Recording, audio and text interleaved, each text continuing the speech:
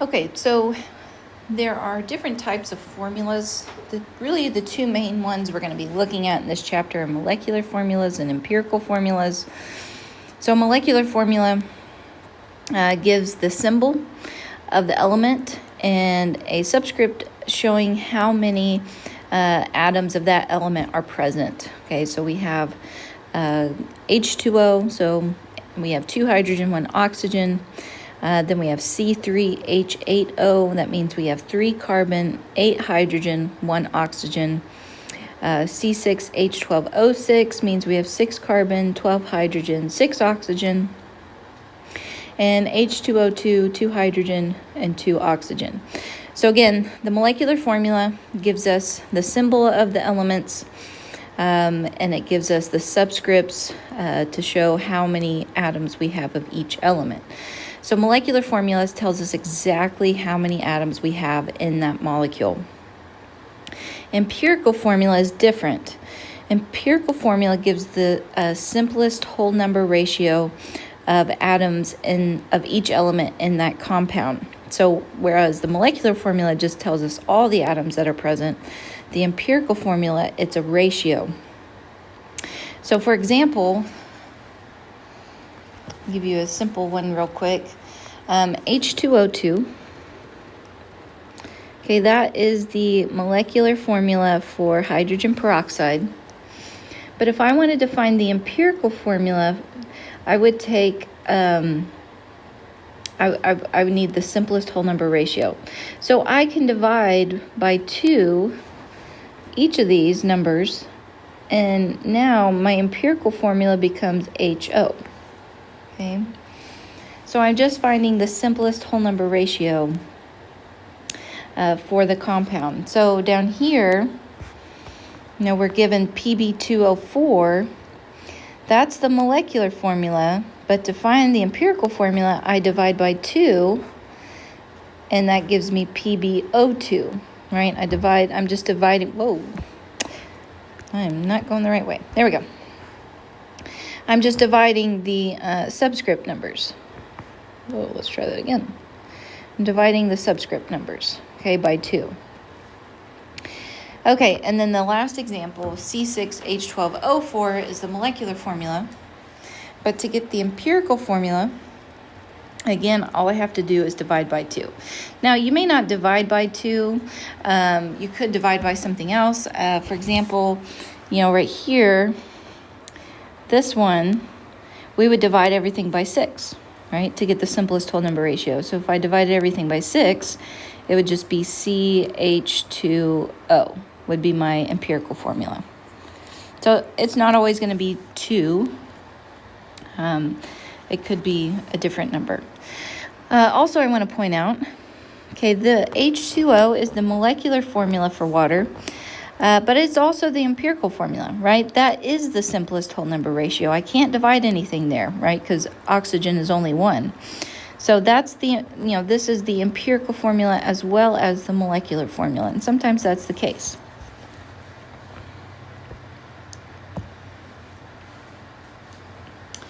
Okay, we also have structural formulas. We're not really going to do any of this right now. I'll just point out what it is. But structural formulas show the atoms, how they're bonded together. So it shows the arrangement, but it doesn't show the geometry. So we're going to be doing this later when we start drawing loose dot structures. We're not going to be doing any of that in this chapter. We also have ball and stick model.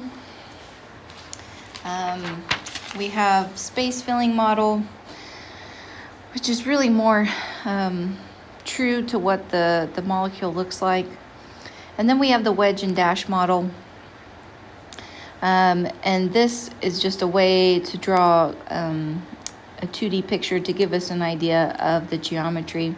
So the wedge, this is the wedge, shows us that the hydrogen is coming out of the paper, and the dash shows that hydrogen is going behind the paper. So again, we're not going to really use any of these in this chapter. We'll use them later on, but just so you know, there are different models that you can use. Okay, let's get into naming. So this is really the more difficult part of the chapter. We're going to name covalent compounds first, and then we're going to name ionic compounds. So we really haven't talked about what ionic compounds are. So we will talk about that, and then we'll name acids. Okay, so covalent compounds. So the first thing you need to do when you have a formula and you're going to name the compound is establish, is it a covalent compound or is it an ionic compound? So the easiest way to do that is covalent compounds contain only nonmetals. Okay, so if it's to the right of the stairs on the periodic table, those are nonmetals or hydrogen. If it only has those elements in the formula, then you know you have a covalent compound, okay? So the first thing we do is we name the first element, okay? You're going to be given a formula, so you just name the first element. And then, oops, you're going to name the second element, but it's going to have an IDE ending, okay?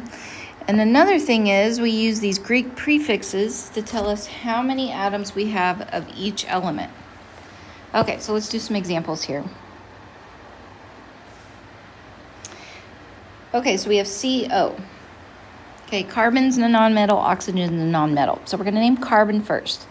There's nothing special here. We're just going to name carbon. Okay, if your first element listed has only one atom, we're not going to put mono.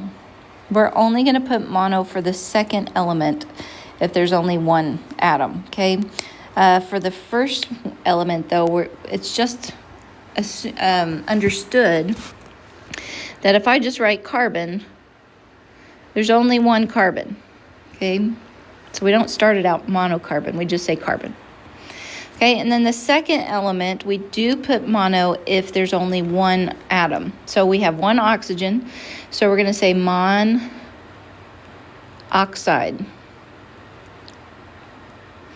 Okay, I just want to point out, I didn't write monoxide, right?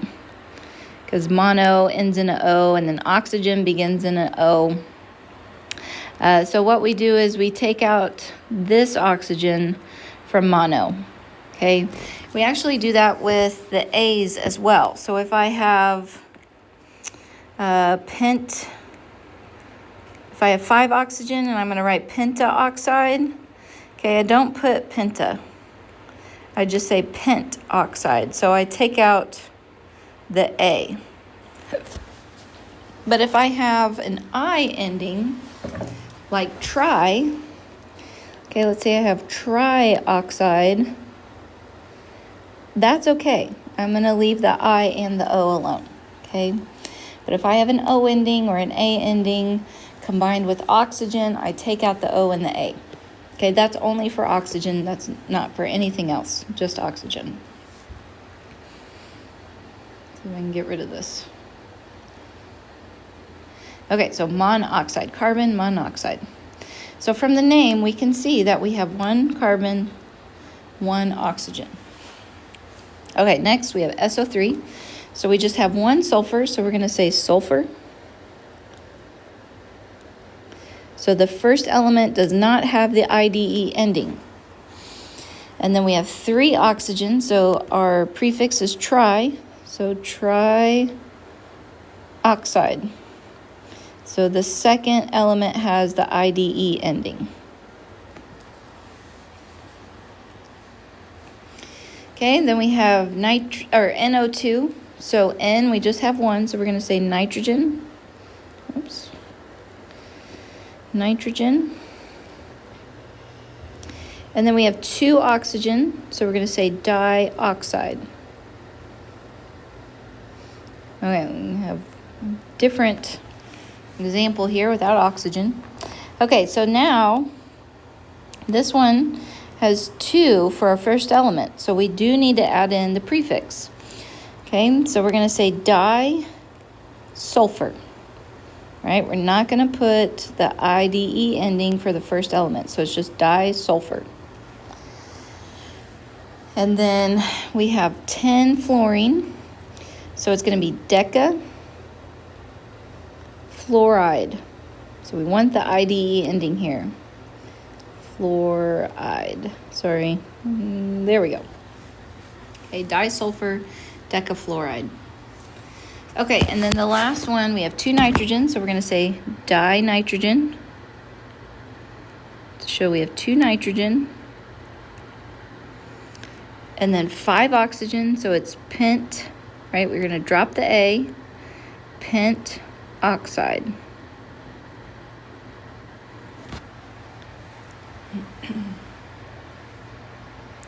Okay.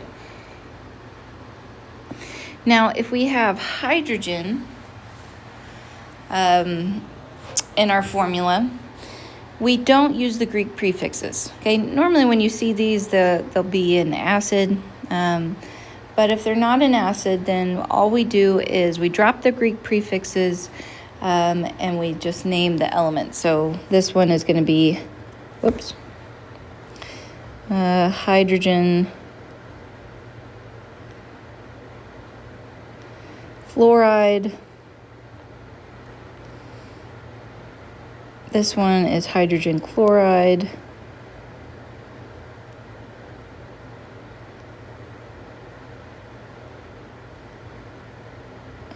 Hydrogen bromide.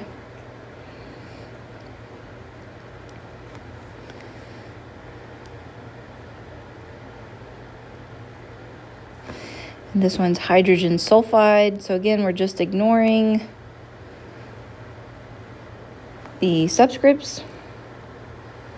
Oh, sorry, that was bad. Sulfide.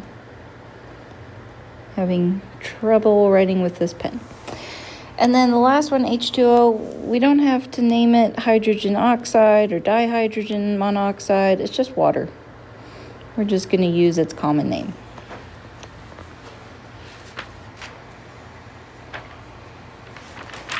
Okay, one more thing. With covalent compounds, we also have organic compounds. But for an organic compound, it contains carbon. So the only ones we're going to look at here are called alkanes. They have hydrogen and carbon, and that's it. So they have their own name based on how many carbon they have. So if they have 1 carbon, it's called methane. 2 is ethane. 3 is propane. 4 butane. 5 is pentane. 6 is hexane. They skip 7 and 8 is octane. They skip 9 and 10 is decane. So you just need to know the names of the carbon, of the organic compounds based on the number of carbons. Okay, so I want to do a couple of examples for you real quick based on your worksheet. So it has, the worksheet I'm talking about has 4 tables. They're numbered 1 through 70, okay? And on the 3rd table, 41 through 60, oh, I said 1 through 70, it's really 1 through 80. But the 3rd table, 41 through 60, these are the covalent compounds, okay? So I want to do a couple of the examples for you, and then I want you to work on these before you move on to ionic compounds. I will put the answers up for you, but work on these, try them out before you move on to ionic compounds. Okay, so let's just do a couple examples here. Let's do number 46 together. Okay, so 46, it gives us PCl3. Okay, so we have 1, P is phosphorus. So 1 phosphorus, so we're just going to say phosphorus.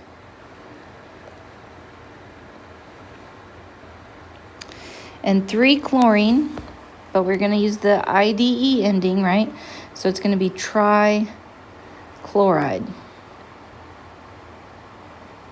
Okay, so phosphorus trichloride is PCl3.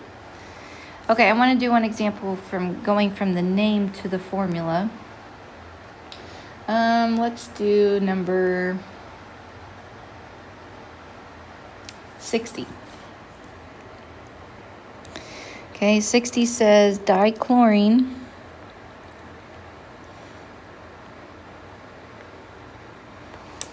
monoxide. Okay, so here's the name and I want the formula. So the first one is chlorine, right? So we're going to write the symbol for chlorine as Cl. And it says dichlorine, so that means I have 2. So I'm going to put a subscript 2. Okay, and then I go to the next element. It says monoxide, so I know oxygen is my element, and mono means 1, so I just have 1. So it's Cl2O. Okay, so I just want to give you an example of how to go from the name to the formula.